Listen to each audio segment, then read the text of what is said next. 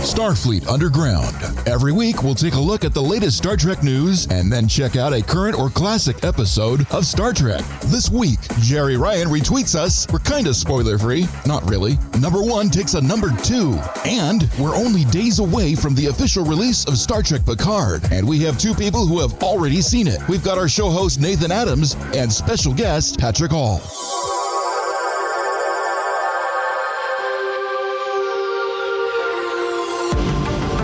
Welcome to Starfleet Underground. It's the podcast where the phasers are always set to stun. Today's show is brought to you by Section 31. Viewers like you, out there as well. My name is Nathan Adams, and we're joined by actually a guest today. Please introduce yourself there, Patrick. Hey, I'm Patrick Hall. I'm captain of the USS Navarus in the 1701st Fleet.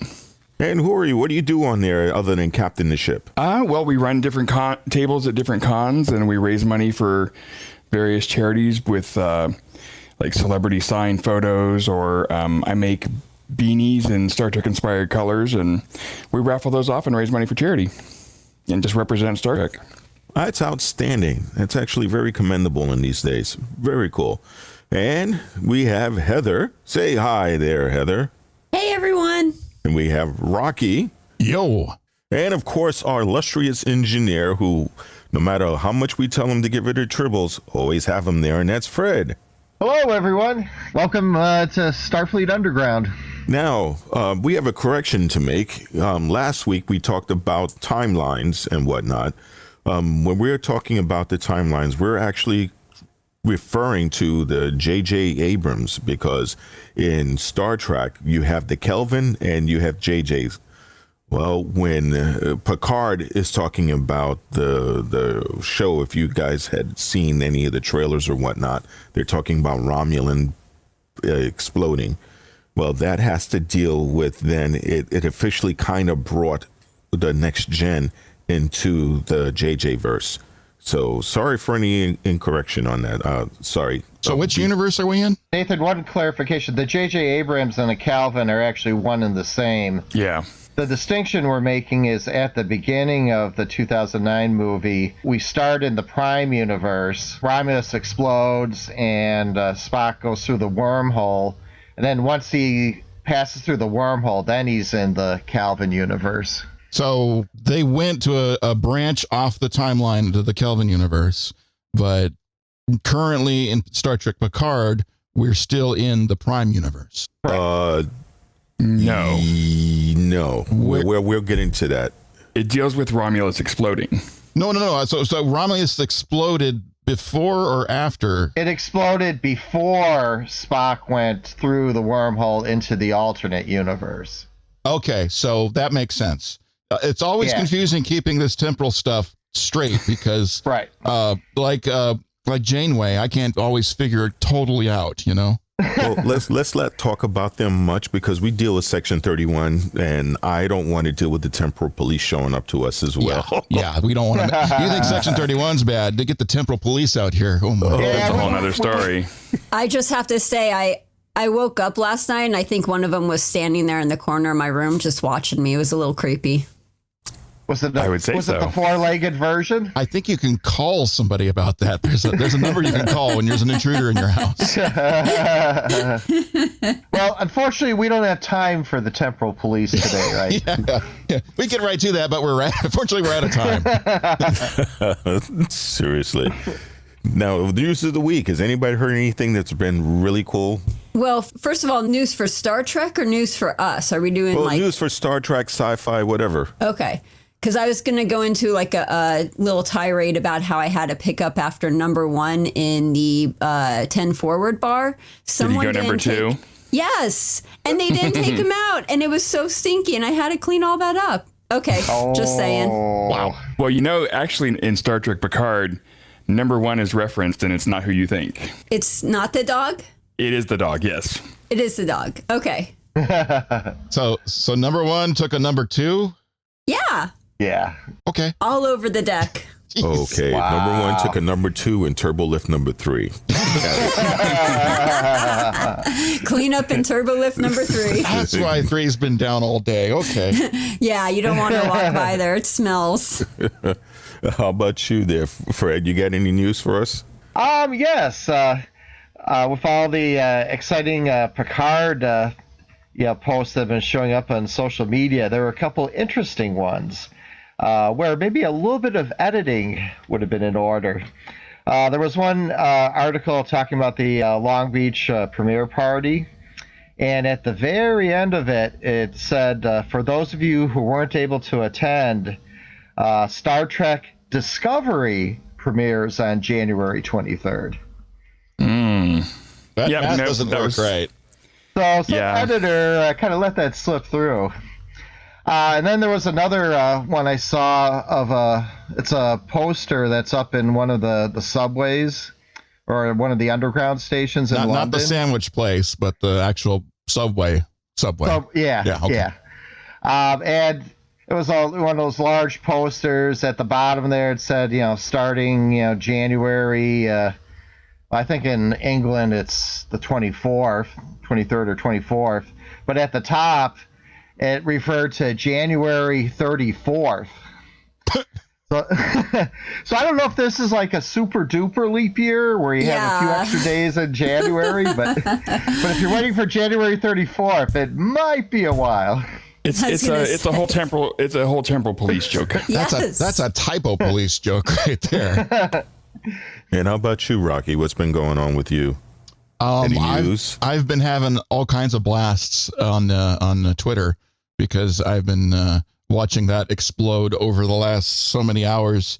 We had some pictures that you sent us from the premiere, and put a couple of them up on the Twitter account, and you had this just fabulous picture of Jeri Ryan.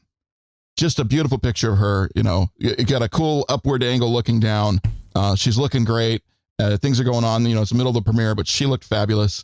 And so we tweeted that one out. And of course, I had to get on my own account and say, Jeri Ryan, hubba hubba, all that kind of stuff. Not in those so many words, but I was blown away because Jeri Ryan actually, if it wasn't her social media people did, but I'd like to think it was her, liked and retweeted your picture, and she liked my comment. So the rest of my day, I'm like flying above cloud 9 because Jeri Ryan liked one of my comments. That's Wow, so that's amazing. That was a really great picture, by the way, Nathan. Oh, thank you. That's Yeah. really It freaking was. cool. And because, of course, she retweeted it, a bunch of other liked it and retweeted it. So I'm sitting there and trying to follow everybody that liked and retweeted the picture. Oh God, So we went from having like a couple likes on Twitter to having like, what was it, 60, 70 likes on that one post? It's twice that now. It's something like that. It went pretty good. It was pretty good. That is so cool. That is And amazing. on my personal account, it went up also. I must have received about 30 new friend invites. So if you ever want to boost your social media, it's all about Jeri Ryan. Yeah, when at the premiere, I got her to sign the little poster that I had because it happened to be my birthday the day of the premiere. So I had this little poster that said, "Today is my birthday," and I was shoving it in all their faces, like, sign this, please. And so she signed it. But That's I met her years ago at a Brandy Carlisle concert, and she's the nicest woman you could ever want to meet. That's so cool. I love her. That is great. Well, that's a good segue there, Captain Hall. We can start talking about the premiere since everybody's news on it. As for myself, there's no real news other than the Picard premiere, which was just, to sum it up in one word, wow. It was really good. So what did you think there, Captain Hall? Give us your thoughts on it. I wasn't sure what to expect, because you've seen the trailers, and it definitely doesn't look like the Star Trek that we know Picard to be in. So I didn't really have any expectations, but I really was blown away by the story, the production value. I mean, it was top notch. I mean, it really was. And we were able to see the first 3 episodes, which basically was one complete story arc. And for those who think that, that this version of Trek is going to be too dark and too bleak, you're wrong. There is definitely hope, and there's definitely passion and fire, and it's going to be amazing. One of the things which I've enjoyed watching it is, from a layperson, you'd probably really get this here, Rocky. The production value was equal to that of movie quality. The resolution, the scenes, everything played off really, really, really well. You had a chance to, this shouldn't be a spoiler, but you had a chance to actually see what time has done to our illustrious hero, Picard. He's not as fit and not as able to run marathons. I mean, he wasn't able to do that before, but in this premiere, you actually see him get winded in a couple of scenes that happened. So you have a chance to see the aftermath of what happens when you gamble on something and the gamble doesn't work. So that's a little bit of a spoiler right there, but it's definitely really good. Yeah. Wait a minute. Okay, so they're running like away from trouble, and he has to stop running away from whatever danger he's in to like. That's correct. Oh my God, I can't wait to see that. He actually gets winded trying to run. He has to stop, try to catch his breath, and he's like, "You need to go on." And they're like, "No." And you could see him even to a point where he's they have a scene there on Vasquez Rocks where he's going after somebody who, for a reason, it's really ticked off. And by the time he makes it up to this person, he's winded. So it shows the time living on the vineyard has taken effect. That is awesome. So people do age in the future. Yeah, they actually did. Can you guys think of any other Star Trek where they showed, reality like that? The closest I can think of is with Kirk needing glasses. That's true. Yeah. They didn't have the visors back then? No. Well, you remember in Star Trek 2, he got the set of glasses for his birthday. Yeah. Because he couldn't take Recnox 5 or whatever the heck it was called. So he gave him prescription glasses. And for those of you that want to know, that was in the Voyage Home. Yeah, and he had them on him. He kept them handy throughout the two movies, and he sold them. He took them to a pawn shop in Star Trek 4. Kirk is looking at the visor, and he's like, "I am not screwing that into my head. Give me a different pair of glasses." Figured that's going to mess with my love life. Yeah, right? Yeah, he's got these beautiful eyes, You just can't not look at the Shatner eyes. You have to have eye-to-eye contact with Mr. Shatner. Kirk's thinking, I'm not going to be a nerd and wear this visor. Yeah, nothing would interfere with his love life, I'm afraid. He could lose a leg. I don't want to hear about the reality of Kirk's love life in his later years. I wonder how winded he gets. I wonder if Kirk ever sent a dick pic to anyone. Oh, not on purpose, I hope. I'm sure that information's classified. Right? That's a violation of Starfleet protocol. And I'm sure the subject line would be, "We want to see the captain's log." So that's what they're talking about. Stardate keeps getting bigger and bigger. So that's one of the things. You get a chance in the first 3 episodes, at least from what we saw. You do get a couple of familiar faces, but not much. We don't really see anybody that the trailers show. So that tells us that they won't be making an appearance until sometime a little bit further down the road. He does have his dog there, like he said he wanted. And what else did you pick up on there? Well, we got to see Hugh of Borg. He is now obviously human. I mean, he's been human for a while, but he's part of a team of scientists trying to help other reform Borg. But we don't get to see Jeri Ryan yet, and we don't get to see Marina Sirtis or Jonathan Frakes. They're not in the first 3 episodes. So, is Brent Spiner in the first episode? Yes. Okay. But he's only kind of in like flashbacks. He's not a fully realized person as yet. So it's not physically a Data, and it's not a B4, or it's all in somebody's head, is what we're seeing.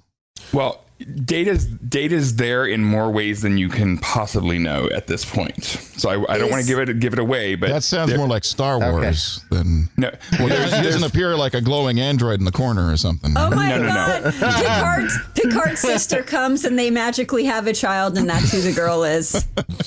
It's Picard and his sister's child. Oh, No, but Sorry.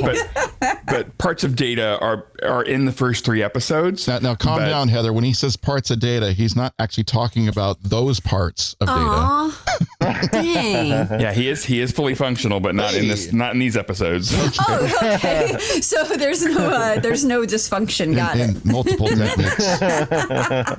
That's a classic line. I can't believe they let that through back in the 80s. So when we see that image on the trailer of Data painting the picture, is that something that happens in the first episode? Yes.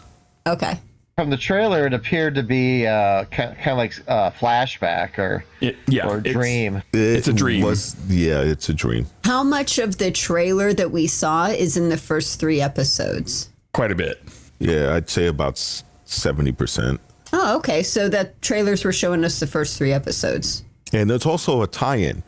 For people that saw Children of Mars, there is a tie-in. We don't see the 2 little alien girls grown, which is what we talked about last episode. But there is definitely a tie-in of what went on Mars and how it has a direct effect on Picard. They definitely explain the situation more. Yeah, they go into great detail on it. Yeah, they explain how and why Mars explodes. And Does all of Mars explode? Doesn't explode per se, but the show takes place sometime after the attack on Mars, and they reference that Mars is still on fire. Oh, wow. So then does it show Picard's perspective when Children of Mars was happening then? Yes and no. Yeah, not directly, but The aftermath? yeah. And can I just say that the Children of Mars episode was, without any dialogue, so moving and so effective. Oh, yeah. I mean, as someone who was bullied as a child, I related to it 100%. And then the coming together at the end was just a magical moment. It was so beautiful that not just physically and visually beautiful, because wow, if that's even a hint of what the quality of Picard's going to be, I'm super excited for the visuals, because Children of Mars, it was such a well done little short. You're right, so much visual being told to you with no dialogue. It's just, and that's good hard. cinema. That's hard to do. Yeah, I mean, it's good cinema. Yeah, it's something you don't see that often. Now, Nathan, you described the 3 episodes as being a story arc. So is it a self-contained story, or? No, it's episodic. So it does carry over to the episodes that are still coming. That is correct. It is episodic, Okay. especially when it comes towards the last one. The premiere, the 3 that we saw, really gives you a sense of adventure. You get a chance to see Picard, who basically is living on his vineyard, and they show some pretty cool tech for that as well, of how the vineyard is being taken care of. But you see somebody who's obviously feels their age, but as the progresses, you get a chance to start seeing the Picard, the spark that made Picard when he was captain in the Enterprise, come back. Also, for those of you that always want realism in the 24th century, There's seatbelts. no, there's actually a scene Airbags. where Picard gets cursed out. What? Cool. Is there swearing? Yeah, there's that. Oh, They yeah, use the there's F swearing. word. Yeah, they use the F word. Yay. Oh, that's a cool spoiler right there. That's Yeah, to technically Well, kind of paraphrase it, basically somebody tells Picard to go fuck himself. That's Ouch. so cool. Now, Some is colorful metaphors are used, huh? the person who tells him that, are they a powerful person? Yeah. Do they have less power than Picard, or are they on the same level? They have more power. So They're like, they just didn't throw the F word in there to be funny. It's actually like a powerful moment. No, it's actually Yeah. just 2 people that kind of curse him out, but the other one didn't use profanity. Oh, okay. the one is Picard he goes back to Starfleet headquarters to see about becoming Starfleet again, and I believe it was an admiral he was speaking to. Yeah, it was is the admiral. It was the one who told him to fuck off. Well, which was really kind of like, you're like, whoa, okay. How did he react? well, yeah. How does Jean-Luc Picard react when somebody tells him to fuck off? He was pretty stoic about it, if I recall correctly. He didn't react too much. No, he's being the professional person that he is, but he did basically say, you'll rule this decision. You'll regret it. Does it go into why he retired to begin with? Yes. Yeah. Okay. Oh, They great go into great detail detail about why he left Starfleet, and yeah, that's a huge part of it. Okay, and that's all big spoilers, right? So we're not gonna. Yeah. Okay. Well, we can give a spoiler about it. So the reason why he did, Censored by Section 31. that's the reason why he did it. Oh, man. Wow. It's so crazy, right? Oh, I can't wait to see it. Oh, yeah. Coming soon on Thursday. Wee. Thursday cannot get here quickly enough. That's for sure. Who's going to viewing parties? Are any of you guys going to a viewing party? I think we're all geeks here, I've and got my that's own. too social. Big screen TV in my living room. I'm going to crank up the surround sound. It's going to be me and my parents, and we're going to watch Picard. From your basement? It's not a basement. It's the living room. We don't have a big fancy basement over here. I should invest in one. That would be a cool thing to have as my secret lair. No, I just got the living room, big screen TV, and yeah. Or you could just get a shed in the backyard and do it like, from Shaun of the Dead. Oh, I love that movie. That's a good one. I'm going to be watching it with Pip, and I'll probably be holding Pip back while she's barking at the screen at number 1. Right. Does Pip bark at dogs on screen? Oh, yes, she does. She'll sit here and she'll watch TV shows. Okay, so I felt I felt bad that she was only watching human TV shows because she was so interested in this. And she would get really interested when the dog or the animal was on screen. But then when a human came on screen, she was like really bored.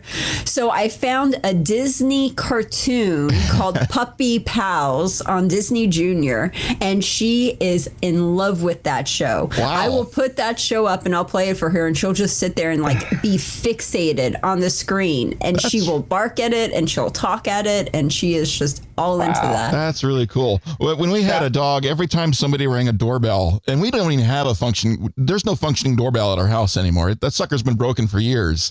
But when there was a doorbell going off on TV, our dog would just start barking at our door like somebody's there knocking on it. And it didn't matter what show or how loud you had the TV.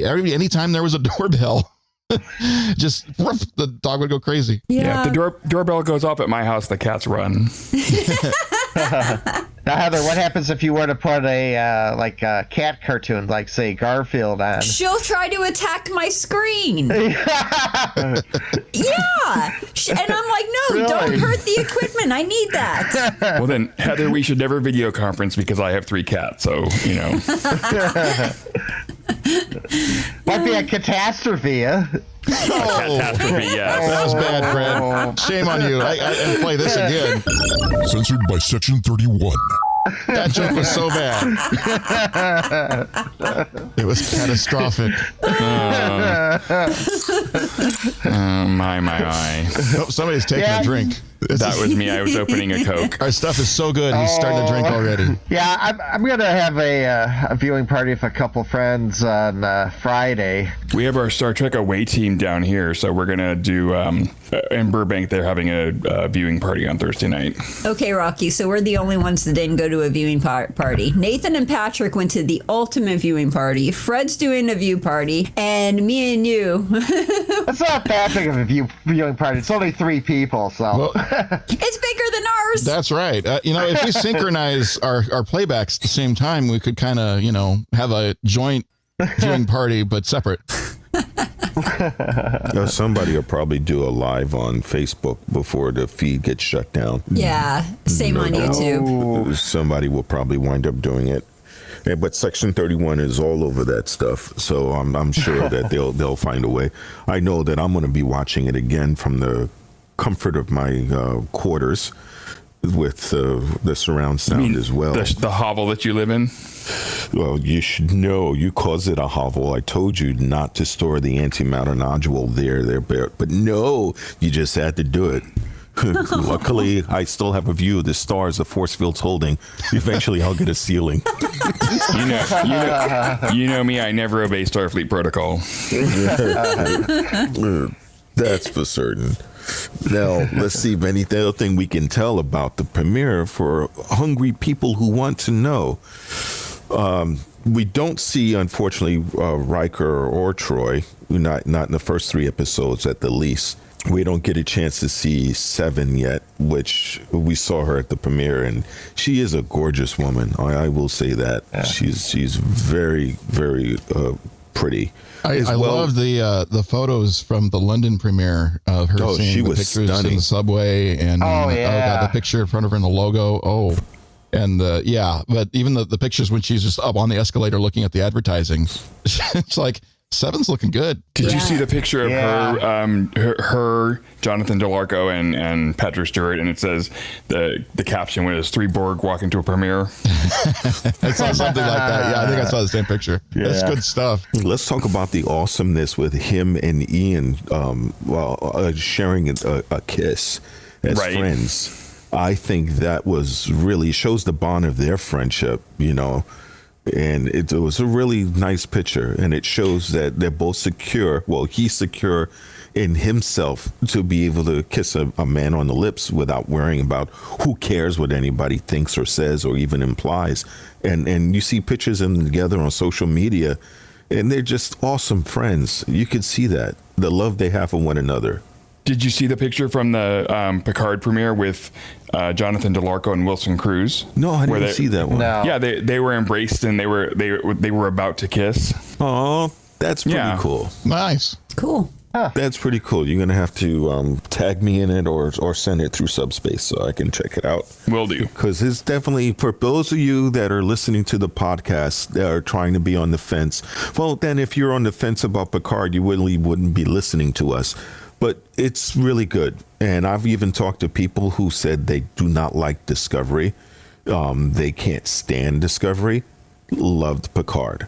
So it doesn't have that Discovery essence to it, is what you guys are saying. No, it really shows, in my opinion, what happens to somebody when they retire for a little bit and then rediscover life. You see Picard. What made Picard is Picard.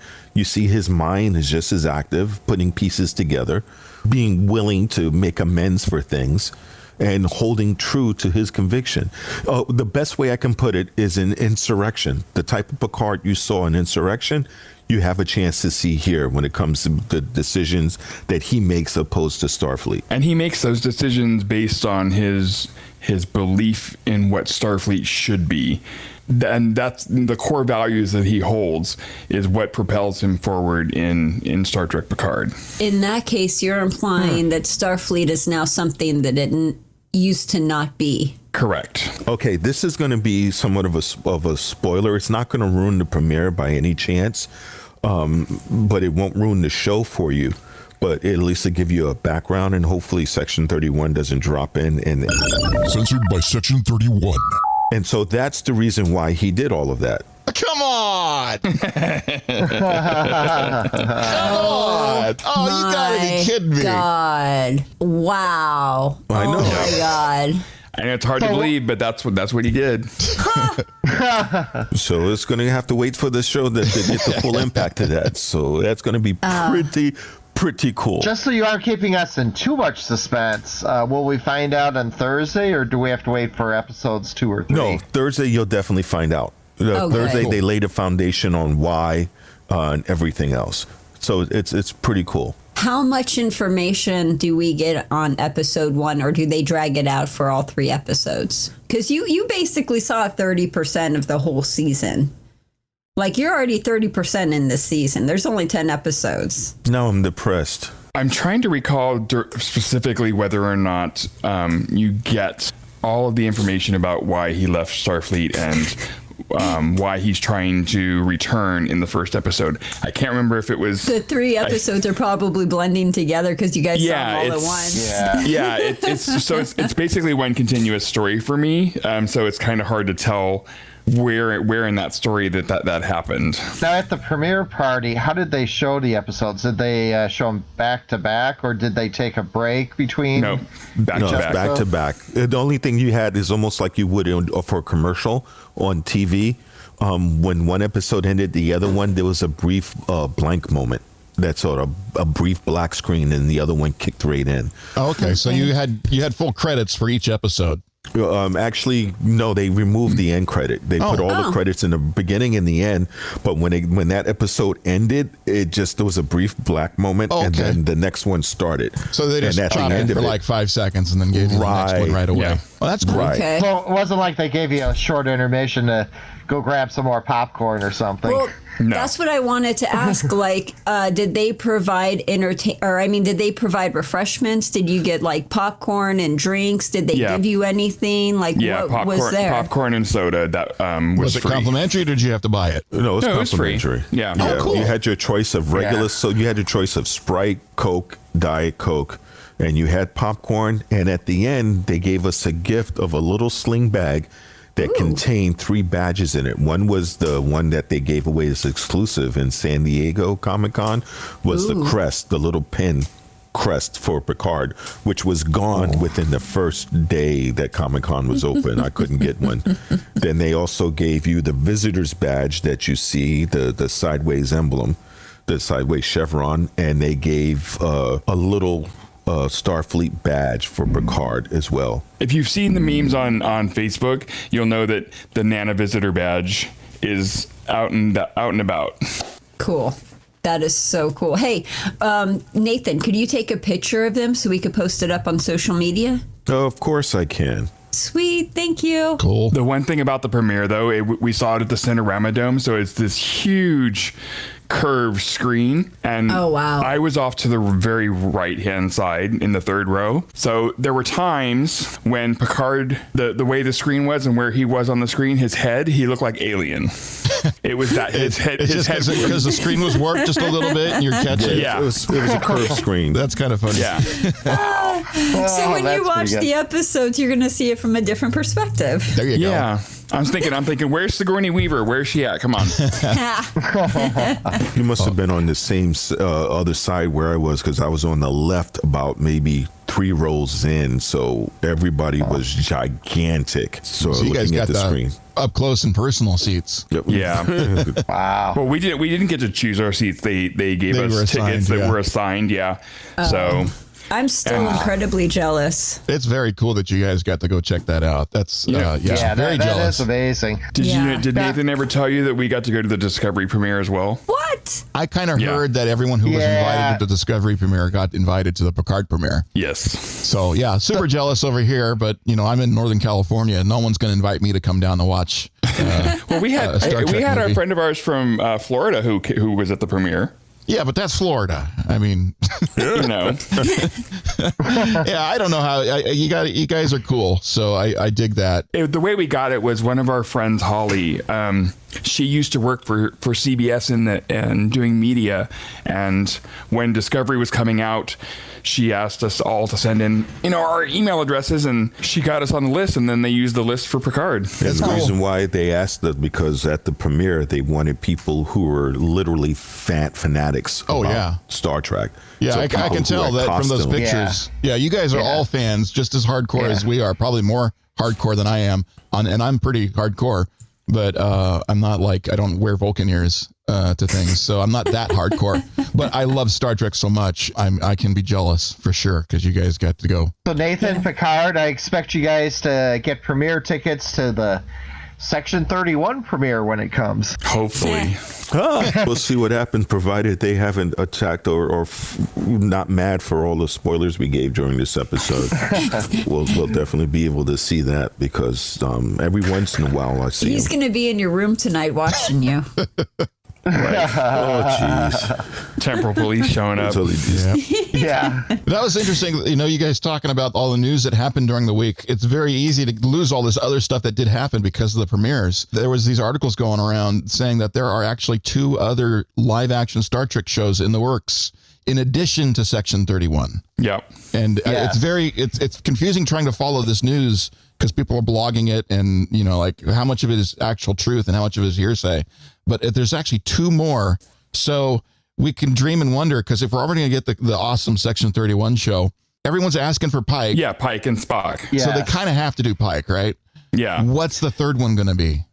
Yeah. Isn't it Giorgio? No, it's not. That sounds like that's Section 31. I think. That's what. and I could be confusing I this. understand too. Yeah. I thought hers was different than Section 31. Anyway, it's so exciting to hear they're really trying to ramp this stuff up and hit us hard with good Star Trek material. It makes me very excited. Plus, there's the 2 animated series, right? And there's 2, there's Lower Decks, and then the one for kids on Nickelodeon. And I'm like, what one is that one? Because I had not heard of the Nickelodeon one before. So that's really cool that they're doing all this stuff. They're ramping up production on things.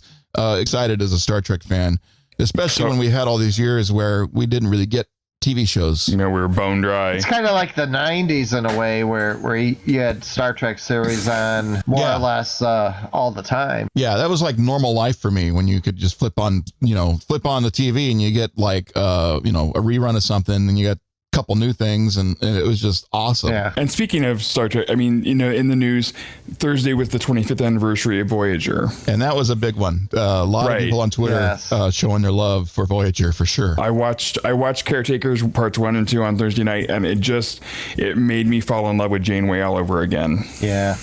I wanted to shout out, because I've been listening to some podcasts. There's another new podcast out called There Are 4 Hosts, and I don't know who they are. I just kind of clicked on it and listened to it, and they were talking about the anniversary of Voyager, and they watched some of the episodes with 7 in it, and it was fun to listen to them talk about stuff. I just wanted to shout out There Are 4 Hosts, and I was entertained. Are you sure there's not only 3 hosts? There might be 4. Is that like the 4 lights? I think so. Exactly. I think that's the reference. Now, for those of you also listening, if you ever want to interact with any of us, there's going to be a good majority of us is going to be at the Star Trek Las Vegas coming up. So you want to get a chance to see some of the crew here at Starfleet Underground. It'd be a good idea to make your way over to Vegas, because we'll be there. Don't forget, Nathan, you and I are going to be at WonderCon in April. We'll have a table, and we'll be there raising money for charity. So people could see you there too. Now, where's WonderCon at? In Anaheim, California. Okay. Cool. So you'll see us there. We'll be at the USS Navarus booth, where you can come and meet us. You can meet Captain Hall and myself. We'll be there. Cool. That's Sweet. awesome. You guys are out in public. April, huh?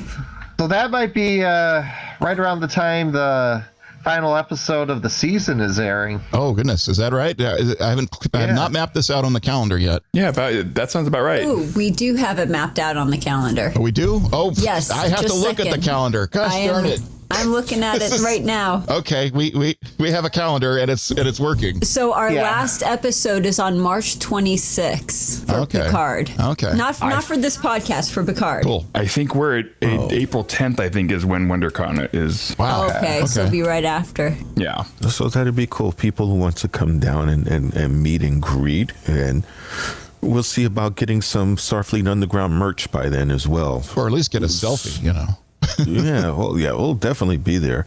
I may be wearing my skant so you can get a picture of my legs. Oh, wow. Those things look good on dudes. I swear. It's like, I was not expecting that at my first convention, and then there's a couple dudes wearing those things, and wow, I have gotten stopped by Marina Sirtis, Rod Roddenberry, and a number of other Treks actors who saw me wearing it and were like, "Oh my God, I got to get a picture with you." Oh, nice. That's way awesome. That's a good reason to wear one of those things. Yeah, That is so cool. That's pretty cool, yeah. More men out there need to wear dresses. I'm just saying. exactly. Oh, that place they get Scotland. That's a question now. Do they come with underwear? Or do you have to provide your own, or do you just not go freeballing, as it were? No, you trust me. You do not want to There go you go. commando. No. There you go, Heather. You have to take a vacation to Scotland and report back. Huh? Oh, I think they would like her in Scotland. I don't know if I would Yeah. like Scotland. I heard it's cold and I'm a desert chick. No, you just go in the middle of summer. Oh, there you go. Just don't go in the winter. Yeah, So in the middle of summer, it's what, 50 degrees, 60 degrees? it's a spring day. Well, that's T-shirt weather for them. Oh my God, I'm going to freeze. Seriously. I personally have to give a little bit of a crudgety old man type of thing right now. Right now, It's great seeing, hey, you. It's great seeing Star Trek on TV, but as I was contemplating yesterday, is that we don't realize we're actually almost living in the world of Star Trek. If you think about the times from when you were growing up, if you missed a TV show, you had to wait until summer in order for the reruns to happen and hope they ran the rerun of the show that you missed, because there was no recording, there was no VCRs, there was no way that you could do that.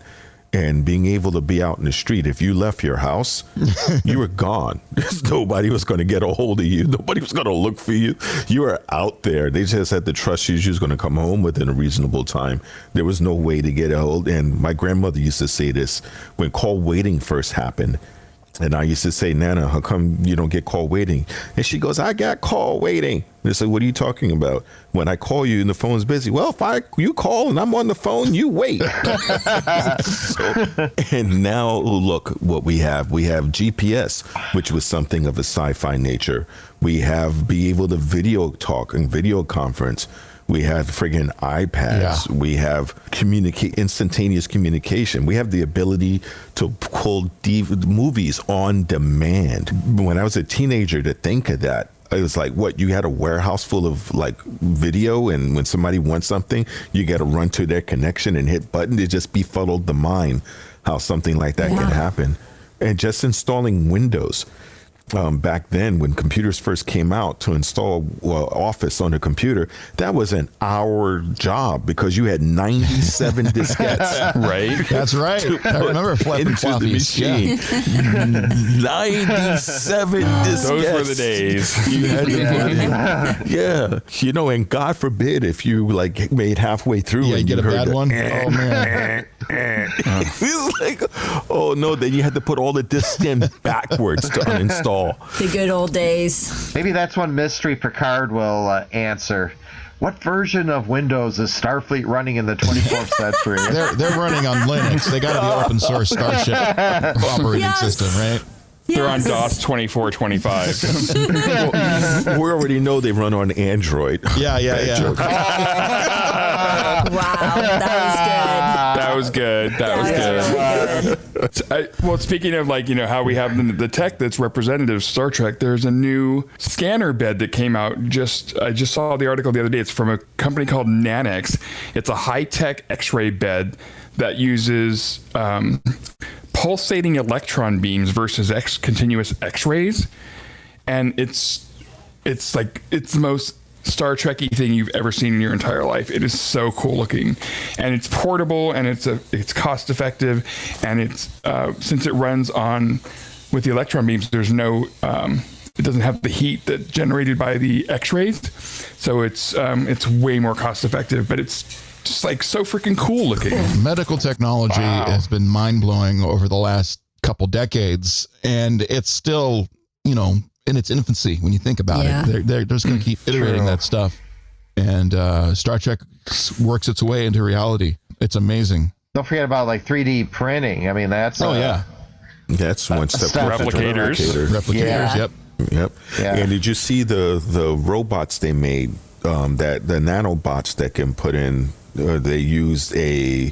I believe they use a cell, and they're able to input information, and it made a self-healing little robot. Yeah, the nanites. Oh, wow. Yeah, nanites are a reality. It's just That's cool. They're not hacking Borgs, but they will eventually. Yeah. So taking the conversation back to the premiere and the episodes, I have been dying to know this. Do we find out who that chick is? Thank God. Is she someo's daughter? Yes. Whoa. Technically speaking. Yes and no. Uh-oh. Okay, so she's Picard's daughter. No. Yes Don't and answer no. that. Don't answer that. No.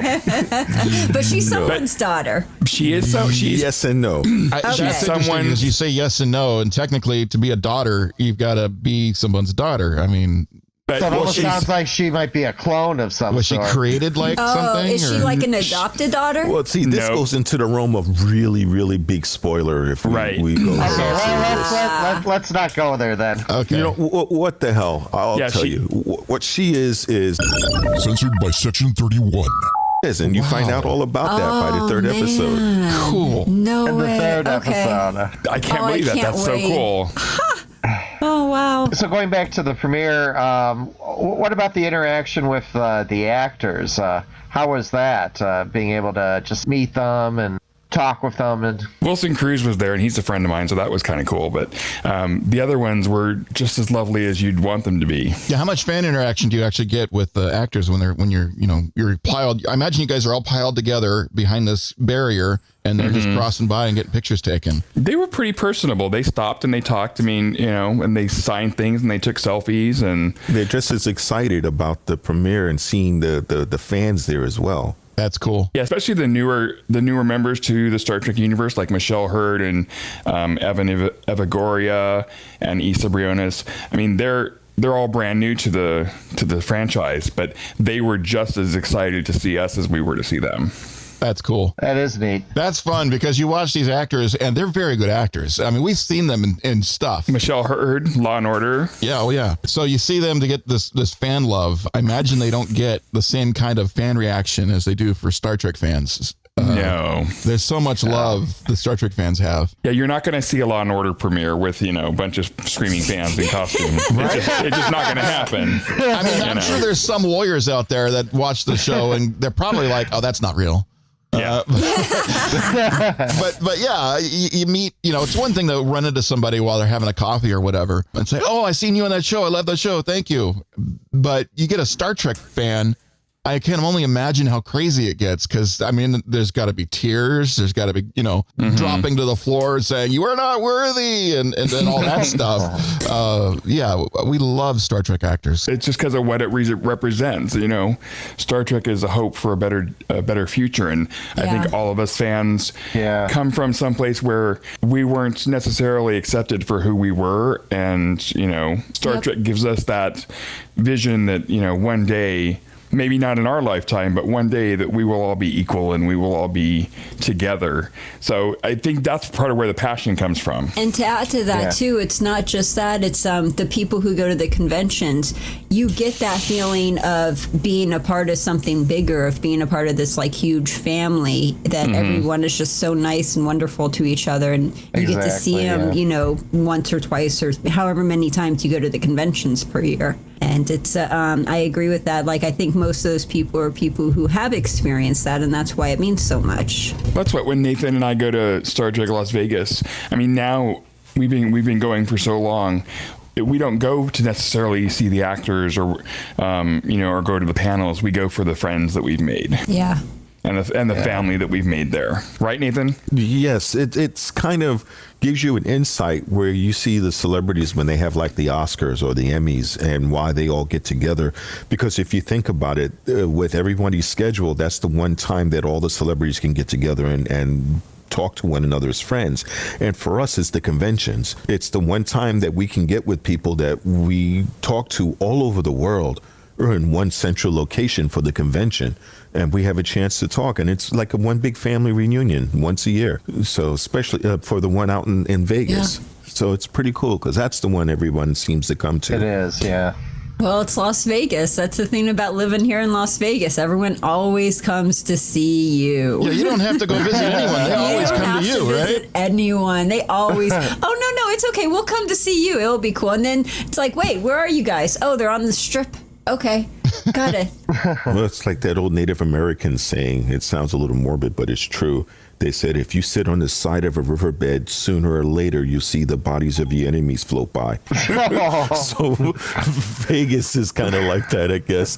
If you're there sooner or later, everybody will pass through Vegas. That's very true. And for sure. Whoopi Goldberg did it for the 50th anniversary, and that was the first con she'd ever gone to. And I got video of that. Oh, that was really? awesome. I remember that. I'm going to go watch that. Yeah. I didn't want to pay as much as I paid for the picture with her, but I did. Because it's freaking Whoopi Goldberg, man. It's and worth she's, it. Guinan was so cool. Yeah, she's one of my favorites. Yes. There's a lot of like you were saying, there are a lot of the Star Trek celebrities that are really engaging and loving with the fans. And they will sit and they will talk to you. They'll engage. And it's more than just the autograph. So it's really cool when you get a chance to go there. When you go every year, they get to know you as well as you know them. Yeah. So it's really special. Well, that blows me away. the part of my experience that I haven't really taken that big of advantage of it yet. But when you walk through the convention hall or where they're selling all the wares and stuff, they got tables set up and the actors are just hanging out at the table. You can walk up and talk with them. I mean, they may charge you to take a selfie, but or get a little something or other signed, but you can just sit there and, have a I words with them. Yeah, they're just people like us. It's the vendor's room, and I just want to say real quick that I really miss Aron. Yeah. Like, that was so sad because he was the actor that was the nicest, the most generous. I mean, he followed, like, if you followed him on Facebook, he would follow you back, and then he would actually follow you. He had 5,000 people, and he would sit there and he would be like, "Oh, that's really cool." Like, comment, reply, and you have 5,000 people. Dude, I have 2,000 people and I can't even freaking keep track of that stuff. Like, I commend him for the amount of time and effort that he put into his fans and his people, just replying to people and just being the awesome and amazing and wonderful person that he was. It is such a loss. Melissa was at the premiere. Oh, she was. How's she doing? Is she okay? She seemed to be doing okay. She's good. She looked well. She didn't, she seemed to be doing fine, but that was a big loss for sure. I feel so bad for her. They weren't even married a year, and she was just they were in so much love, and it just breaks my heart. It was just a really sad situation. I have a video to show how he is. There was a young boy that had brain cancer, and he managed to defeat it, and he had a year of being cancer free. So I went and created a video of his favorite celebrities to congratulate him on his birthday and being cancer free. And I went over to Aron, and I had the videos of him. He kept redoing it until he felt it was perfect. And that shows the type of person that he was. And there are people, I've dealt with death as often as like a lot of people, and being in my age, unfortunately, I deal with it a lot. You mean older than dirt? Yeah, I've been around even before dirt. The world still gets around rapidly. But when he passed, that was the first one that really, I am not ashamed to say that I broke down in tears. The impact that he had felt like somebody. It wasn't the first, because remember when Nimoy died, we were at work, and we both. That was another one. We both cried at work. That was another one. It feels like you just had somebody reached in and snatched out your insides, And with Aron, you could tell what kind of person that these guys were. I never got a chance to see Nimoy in person, but you could see him on Twitter, and you could see that this guy was the coolest dude. And he honestly cared about stuff. And then you see it in the documentaries. It's just like, wow, that he was really that nice of a guy. And then I met Aron just for that short amount of time that we got on Heather's YouTube video. And I could tell in that short amount of time what kind of dude he was. He was the nicest dude on the planet, and he was very friendly and was generally interested in everything. The next convention I want to go to, I want to at least have a couple words with everyone. Just to kind of get a feel for everyone, because they're right there. You can talk to them. Yeah, it's the coolest thing. Yeah, and there's some of them out there like with Aron. He's one of those that you get. Some people, what they do is they wait to talk, but Aron didn't do that. He waited and listened. He didn't wait to talk. He listened to what you said, digest what you said, and came back with something pertinent to what he didn't use it. He wasn't a happy hooker. He didn't use your conversation just pulling something from his own life and then steer the conversation back to him. He would probe and find out more and more stuff about whatever it was that you talked about. Not only that, he would remember. Yep. Yeah. He blew my mind. He remembered everything about everybody. When my dad was dying of lung cancer, Aron checked in with me, and then after he died, especially, he was like, I'm really sorry, and how are you doing? And which was really, it was touching that he was paying attention, Yeah. Really great guy. That is awesome. He is incredible. You wouldn't expect the average celebrity to do that. No, they don't normally. I mean, he was just amazing. And by the way, for people who are listening who don't know who we're talking about, Aron played Nog on Deep Space Nine. The little Ferengi who became a Starfleet officer. And for those of you that have been to Star Trek conventions in the past, Nog and the actors that played Rom and Quark. the Dobble Girl. Yep, and as well as the Klingons. Yeah, that they would all show up and lead they would all show up on stage together and do a really funny comedy skit. Oh, they were hilarious. It was always the highlight or a highlight of the Las Vegas convention. Rumor has it they're going to name a room for him, so we'll see when we go up there this year about it. So that would be cool. I want to see Nog's kid in the new Picard. Have Nog have a kid and let's see his kid there. Yeah, that would be interesting if they were to do that. That would be cool. Oh, I think I heard something about them creating a statue of Nog as a captain, I believe, but my memory is fuzzy on that. Yeah, there was a petition. Yeah, there was a petition for them to have that. I wonder if they're going to do like they did when Chekhov passed. Remember how they had the big wall where everyone signed the wall? Yeah, the banner. For Anton. Yep. I wonder if they're going to do that for Aron. With the banner. Yeah. If those of you out there listen that plays Star Trek Online, there's memorials set up in Deep Space Nine, as well as the Earth Dock Station. There's a plaque on the upper level where you'll see the names inscribed on every person that's passed on. And for those of you that really enjoy his work, he did voiceover work for Star Trek Online as well. When you get to the Dominion Wars over on Deep Space Nine, he plays a large part of that, so you can hear his voice and whatnot, and kind of give the feeling that he's there.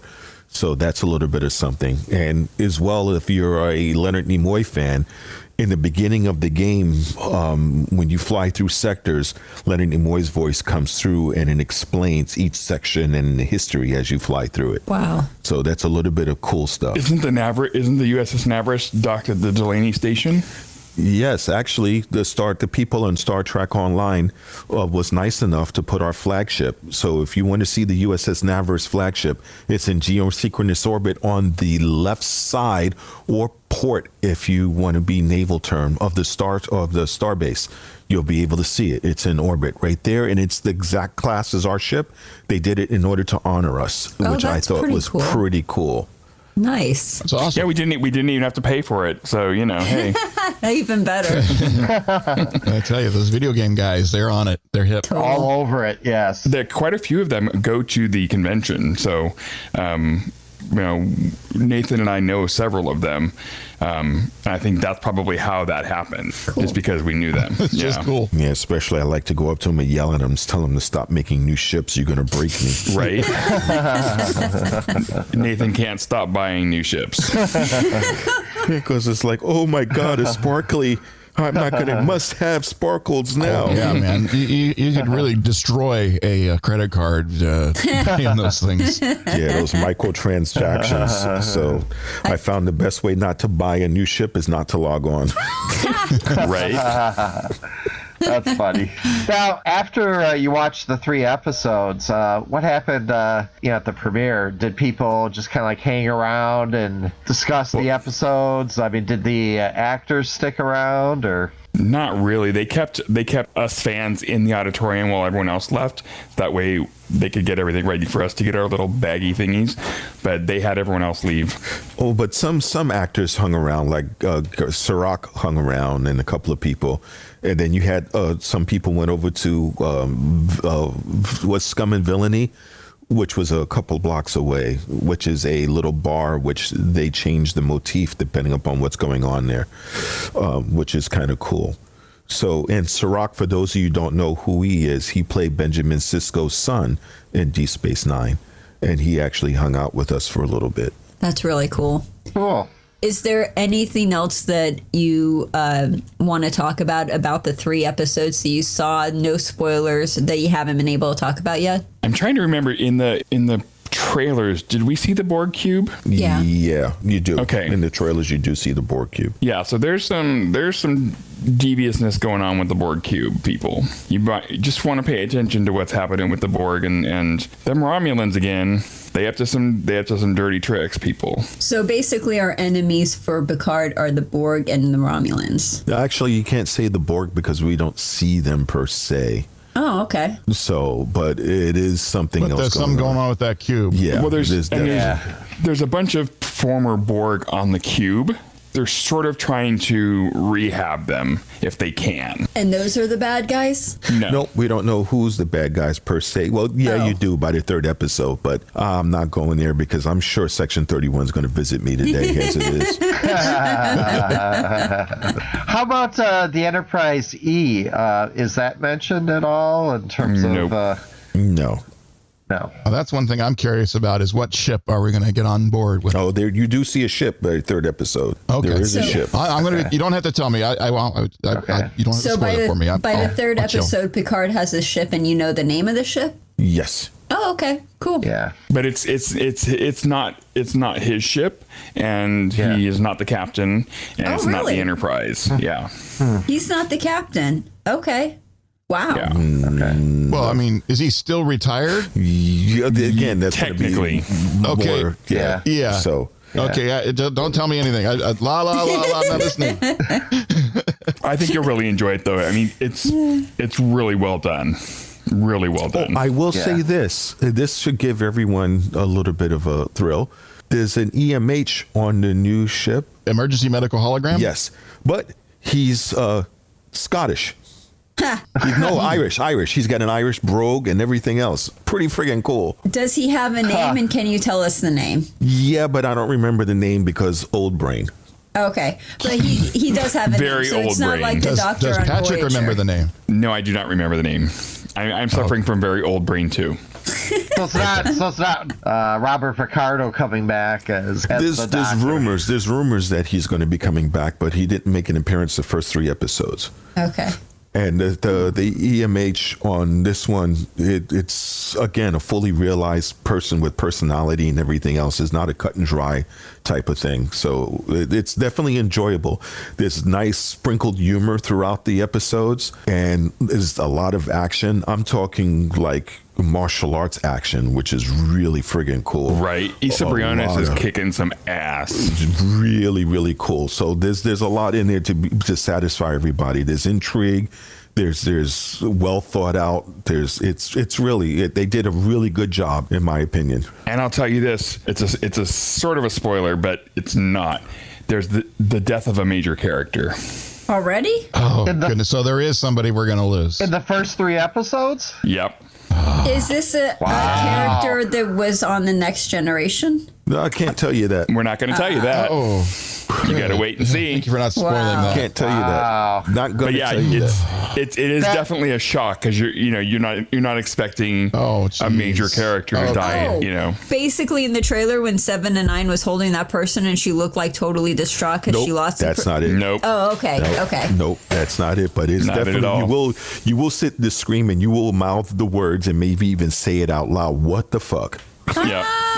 Wow. Cool. I guess what really surprises me is that it's happening toward the beginning of the season. Yeah. I kind of assumed that if you're going to lose a major character, it would be toward the end. So that is surprising. What probably happened was they wanted the actor on the show, and the actor's like, I don't want to be on the show. And they did a compromise where the actor was on the show and then he was like killed. It'll make more sense. There's a twist to it as well. So Oh, okay. you'll So it's definitely not see it. just an empty killing. No, No. It's kind of like, I don't know if you ever saw the movie with Kurt Russell and Steven Seagal back when Steven Seagal wasn't what An he is actor? now, an actor, big thing, where they had somebody hijack the plane and Steven Seagal is this badass mercenary person they hired to help get on the plane. And so they all go on the plane and Steven Seagal dies within the first 15 minutes of the movie.